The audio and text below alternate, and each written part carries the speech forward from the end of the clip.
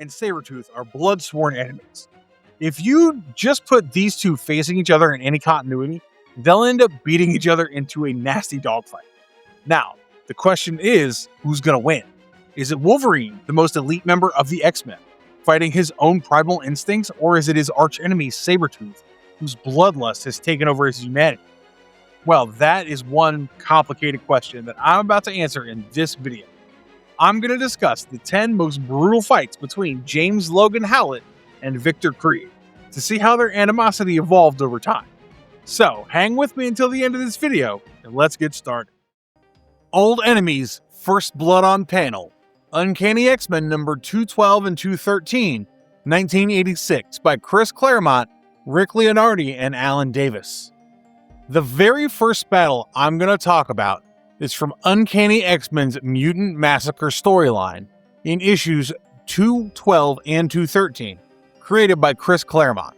In these two issues, Old Enemies Wolverine and Sabretooth get into a feral fight that doesn't culminate in an absolute answer, but at least gives us this idea of how to differentiate these two mutants in terms of their nature and powers.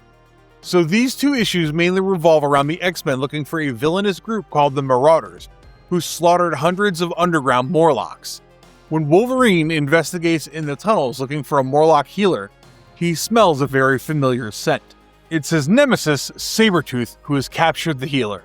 This confrontation turns into a brawl, but the collapsing tunnel interrupts them. Thinking that Sabretooth is crushed beneath the debris, Wolverine flees with the healer. But deep down, he knows this fight ain't over yet. And as we see, the fight spills into the very next issue, titled Psylocke, which opens with the X-Men's new guest, Psylocke, wearing a Cerebro device, scanning the entire planet looking for Marauders. But while doing so, she can also sense an intruder's presence in the X-Mansion.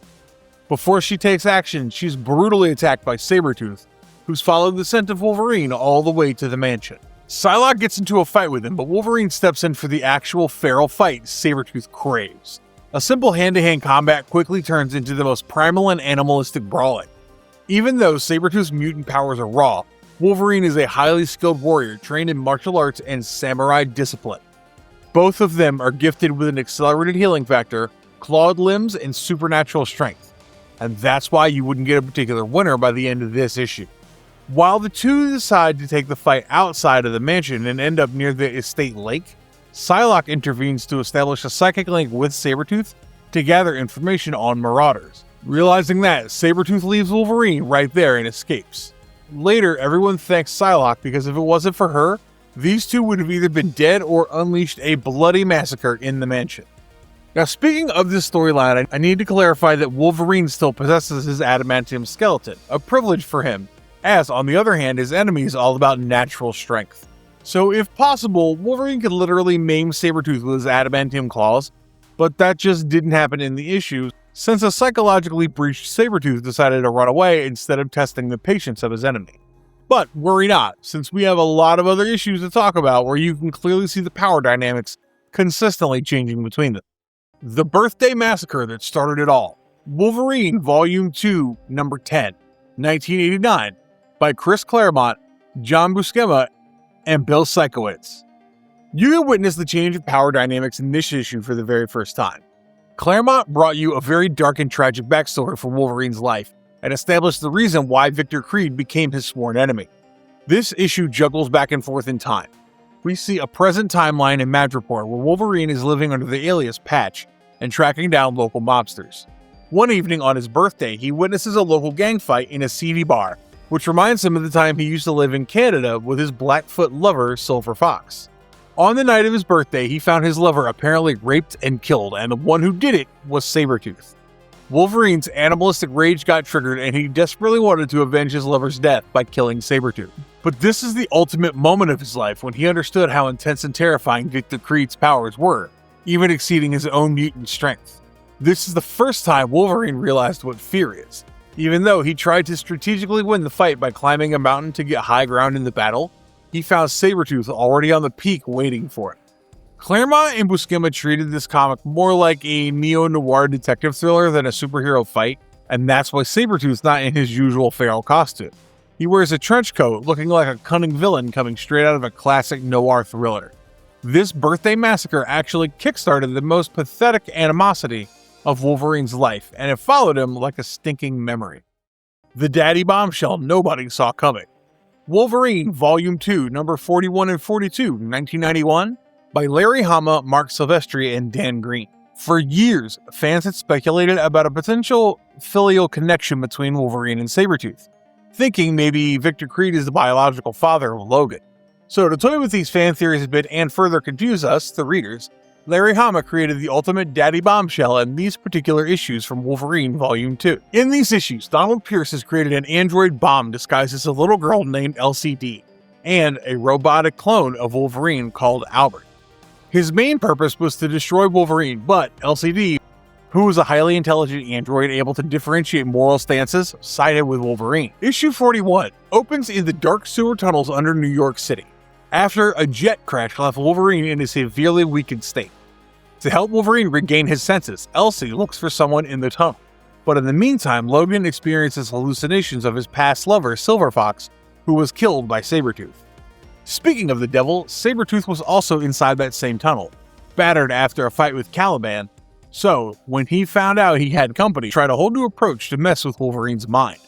He drops the bomb news claiming to be Logan's biological father, which makes no sense to the X-Man. Having been profoundly confused, Logan brutally attacks Sabretooth, which naturally turns into a feral fight. Meanwhile, Elsie finds Cable within the sewers and brings him in to help her friend Wolverine. However, in the next issue, the multi-sided fight continues inside the tunnel, mixed with a lot of violent injuries and daddy jokes coming from Sabretooth. But then, a sudden floodwater rushes in, sweeping everyone away until LCD decides to sacrifice herself to blast the sewer gate open.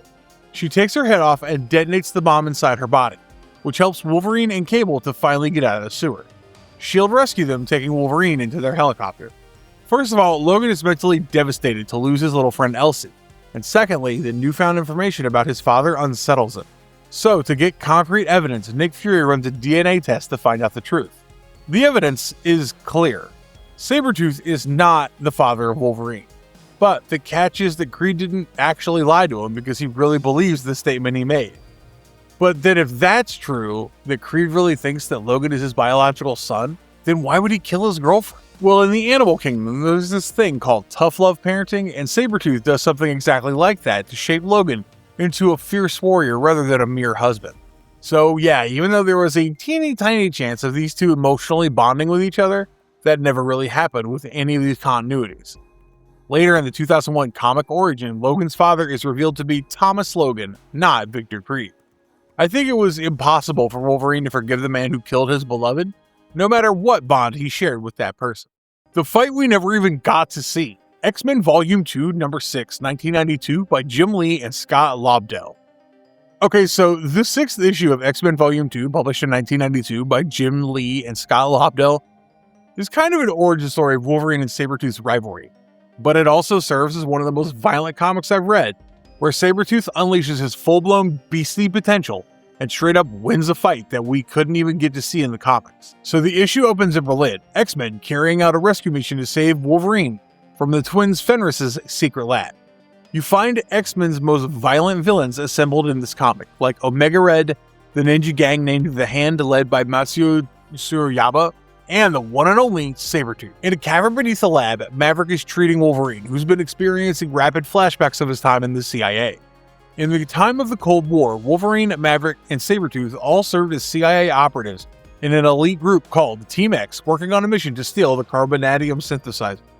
During the Berlin mission, Team X fought Omega Red while Sabretooth killed the scientist Janice Hollenbeck so the team could escape.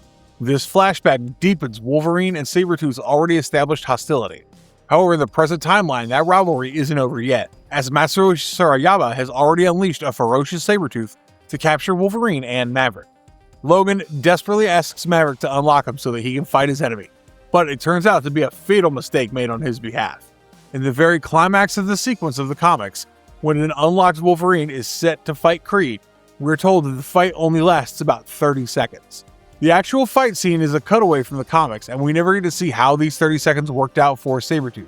In the last page of the book, we see Sabretooth win the fight, dragging an injured Wolverine and Maverick through a sewer tunnel. The fight that actually ended the argument Wolverine Volume 2, Number 90, 1995, by Larry Hama and Adam Kubert. Published in 1995, Larry Hama made this issue particularly to show how much restraint Wolverine has on his powers, because once his rage reaches a peak stage, it's over for Sabretooth. This is the time when Wolverine has recently lost his adamantium skeleton after Magneto stripped it off his body. Logan is psychologically in a bad place, so it's evident he doesn't want to get into an unnecessary fight with anyone. But it's never the same scenario for Sabretooth, because even worse, he's now held as a prisoner inside the X-Mansion under the guise of rehabilitation. He's surrounded by a force field so that he can't break loose and attack the other members of the mansion. But we know Sabretooth, and this dude is absolutely unhinged. He uses self-beating techniques to increase his pain immunity, and finally, in the quiet, he breaks through the force field to confront Logan. The fight turns out to be nastier than ever, and Sabretooth tries to push all the buttons of Wolverine by threatening to kill all the women he's ever loved and been close to, like Jean Grey, Kitty Pryde, and even Jubilee. Sabretooth wants to kill them all. And that just completely awakened the beast within Logan's mind as he violently attacks Creed, pins him to a wall, and places his bone claws right under his chin. Even in this moment, Sabretooth tries to mess with him, challenging him to do it. But perhaps he didn't realize that Logan would really do it. He popped out his middle claw that pierces through Sabretooth's skull, which isn't explicitly shown in the issue, but hinted at. The injury doesn't kill Sabretooth thanks to his healing powers, but this is probably the first time that he realized that Wolverine should not be underestimated. He's an extremely skilled warrior who keeps his inner beast within his control, because once the beast is out, he can be as feral and dangerous as his enemy. Crashing the wedding with an adamantium upgrade. Wolverine Volume 2, Number 126, 1998, by Chris Claremont and Lionel Yu. In this issue, Wolverine, who lost his adamantium skeleton, made quite a conflicting choice in marrying the criminal mastermind Viper. I know, right? But why? Well, it was simply to honor a dying girl's wish who once saved his life. So there was a young woman named Seraph who sacrificed her own life to save Wolverine from Sabretooth. But in return, she wanted Logan to grant Viper's request. Viper demanded to get married to him, and Logan had no other choice but to comply. Actually, Viper wanted this marriage to gain control over the people of Madripoor, but unfortunately the wedding got crashed by an uninvited guest, Sabretooth, who's back with sinister backup. Wolverine and Creed get into a fierce fight, but strangely, whenever he injures Sabretooth, his healing works almost immediately. Kitty Pryde has been witnessing the whole thing and decides to intervene to find out what's going on with the psychopath. As she phases through his body, she experiences a headache due to the dense molecular structure of his skeleton. She realizes all his bones are artificial, so she tries to warn Wolverine, but it's already too late. Sabretooth grabs Logan's bone claws with his hand and crushes them into pieces, revealing that his skeleton has been replaced with adamantium implantation, making him far more powerful than Wolverine now. They take the fight to the edge of a cliff where Kitty Pryde tries to protect Wolverine by pummeling him off the cliff and taking the final blow for herself, saying that Wolverine would definitely avenge her death. The issue ends with Logan falling off the cliff into the water, and we finally see the roles reversing and power dynamics completely changing, mostly going in favor of Sabretooth. But hold on as we move on to our next issue, where Wolverine would finally end the argument in the Court of Apocalypse. Fighting to the death for a job title. Wolverine Volume 2, Number 145, 1999. By Eric Larson and Lionel Francis Yu. Issue 145 brings us to Apocalypse's doorstep, where he would decide who's going to be ideal for the role of his fourth horseman, Death. In this issue, Apocalypse has taken his identity of Ensabanur and asks his Skrull allies to kidnap Wolverine and bring him to his court. Wolverine has no interest in becoming the Four Horsemen, working for a villain they've always despised. But when his opponent is his archenemy Sabretooth, also being tested for the same role, it's time for him to get into the action. Also, the motivation was to prevent Sabretooth from becoming Death and bringing about the ultimate apocalypse on Earth. So, in any way, he needed to defeat his enemy, but the only limitation is that Wolverine is still stripped of his adamantium skeleton while Sabretooth has acquired one. The fight is unequal, but Wolverine is strategic and desperate to win the fight, so he targets the soft areas in Sabretooth's body, like his throat and his gut, where he can easily deliver a blow to fatally injure it. The fight escalates, and unexpectedly Wolverine slashes open Sabretooth's stomach and violently injured him with just his bone claws. Apocalypse is more than impressed by his move, so he welcomes Wolverine and embraces him in the role of Death. But not just that, Apocalypse also removes the adamantium skeleton from Sabretooth's body and transfers it into Wolverine's skeleton at a molecular level to honor him with the power he deserved. It's a big deal that Wolverine just used his natural appendages to defeat an adamantium clawed Sabretooth, but unfortunately the animosity didn't end there. Sabretooth survived the trauma and he would come back to avenge this, as he should. The night Wolverine couldn't heal. Wolverine Volume 5, number 12 and 13, 2013, by Paul Cornell and Alan Davis. This is perhaps the most brutal and painful arc of Wolverine, where you see him at the most vulnerable point of his life. This is the killable arc, where Logan has been infected by a microverse virus that disabled his healing factor. This tragic transformation already made him the easiest target for Sabretooth, who puts a bounty on his head. Naturally, every other mutant bounty hunter as well as Sabretooth's global criminal empire are after Wolverine. In a shopping mall where the ambush took place, we find a battered Wolverine who's already fought against the ninjas, Mystique, and Lady Deathstrike. He finally makes it to the arena where Sabretooth reveals himself. Sabretooth beats him up, injures him with a sword in the most pathetic way, and lastly, when Logan has no strength left in his body, Sabretooth asks him whether he should put him out of his misery or keep him alive. Of course, Logan wanted to die in such a tragic situation, but Sabretooth chose not to kill him. Instead, he talks about the stubbornness of Wolverine, his moral code as a warrior, which is something that Creed can't relate to, and the hypocrisy of fights that eventually take the lives of the innocents. He desires to leave him now so that years later, when Wolverine would no longer be Wolverine, but just a demented old man rotting in his deathbed, Creed could sneak into the hospital room and kill his enemy without even letting him know about it. After a long session of taunting, Sabretooth leaves him to die on the floor. It's Kitty Pryde who comes to help Logan get back to his senses. But this encounter's left an impact on Logan's psyche as he realizes his limitations as a mutant, and his immortality being the actual factor for him to win in a fight against Sabretooth. This arc sets the stage for the ultimate fate of Wolverine that later unfolds in the Death of Wolverine miniseries. The final showdown nobody walked away from clean. Wolverine Volume 7, number 50, by Benjamin Percy, Victor Laval, Jeff Shaw, and Corey Smith. Issue 50, published in the 2024 run of Wolverine Comics, features a brutal battle where Wolverine appears to kill his archenemy, but it leaves him spiritually beaten for a long time. This is the ultimate finale of a 10-part Sabretooth War series, and is one of the closing stories of the Krakoan era. We see Wolverine in his full-fledged adamantium armor, fighting Graydon Creed, the estranged son of Victor Creed. Now, as Graydon takes the upper hand, it's his father Victor who enters the picture to kill his son first, because, Sabretooth's always been pretty possessive about Wolverine. It should be and must be him who kills Wolverine, and that's why he wouldn't even spare his own blood. Victor rips the heart out of Graydon's body, literally shaking everyone, including Logan, who perhaps didn't expect his enemy to go so far. Then, moving on, Sabretooth leads him to a pathway to the Quiet Council to freshen up some memories of their early days. However, his main objective is to lure him down to the Pit of Exile to finish him off. And Wolverine complies. He goes down into the pit, giving Creed an impression that he's finally in his trap. But it's all a facade, even including the armor Wolverine is wearing. The armor is stripped away in the pit, but it's already helped restore Wolverine's healing factor. Forge designed it to keep Logan alive and help his powers return. Although the rest of the team wanted to put an end to him, Logan wanted one last battle with his enemy. The issue features one of the lengthiest fight sequences between Wolverine and Creed, which finally comes to an end when Logan pulls out the Muramasa blade with the power of nullifying healing factors for good. Logan uses the sword to chop Creed into pieces and leave him scattered on the ruined beach of Krakoa. Wolverine seemingly ended their feud, but Sabretooth returned in 2025. But the end of Sabretooth left a void inside him because he used to be a big part of his life, albeit the worst part. Though there was peace, Sabretooth still remained in a subconscious state, which was exploited by other cunning villains of the X-Men. The fight that wasn't even real, Wolverine Volume 8, number 11, 2025, by Saladin Ahmed and Martin Coccolo. And speaking of the subconscious, we've finally reached the ending part of this century-long feud, where Wolverine can no longer differentiate dreams from reality.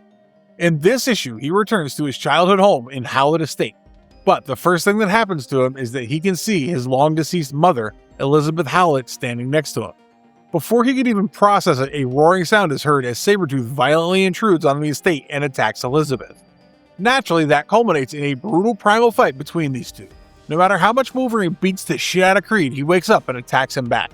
Even Elizabeth tried to stab Sabretooth from behind, but that just made matters worse. Finally, after a lengthy claw-to-claw battle, Wolverine manages to subdue Creed and rushes back to his mother. We see Elizabeth embracing her son, promising that she would never leave him again. As the issue ends, we see Elizabeth and Sabretooth were telepathic illusions drawn from Wolverine's subconscious, which is being exploited by X-Men's most recurrent villain, Mastermind. Even at the end of this long journey, Wolverine can no longer be free of the ghosts of his past, which now include his forever enemy, Sabretooth. These brutal fights and the question of winner or loser are all futile, because at the end, no matter how many battles Wolverine won, Sabretooth became an undeniable part of his existence. So if we don't count the last battle, as it was more likely a manipulated reality, the ultimate record shows a pretty balanced result. Wolverine has 3 clean victories, and Sabretooth has 3, while the other 3 end in a draw. Wolverine's victories are clear-cut, but the result is extremely fatal for his nemesis. In the final battle of Krakoa, Sabretooth was apparently killed, although he did return in 2025. While on the other hand, whenever Wolverine has lost the battle, he's been injured or exhausted. So I think at the end of the video, it would be fair to call Wolverine the stronger one because his raw and brute power comes from the strategy of a skilled combatant. And that's why, even without an adamantium skeleton, he defeated Sabretooth and victoriously earned his adamantium implant as an achievement. However, if you think that Sabretooth is still more powerful than Wolverine, leave a comment below and share your reasons. And please, don't forget to like and subscribe to our channel and ring that notification bell, so the next time we have more X-Men content, you find out first. Until then, goodbye, and see you in the next one. And as always, stay marvelous.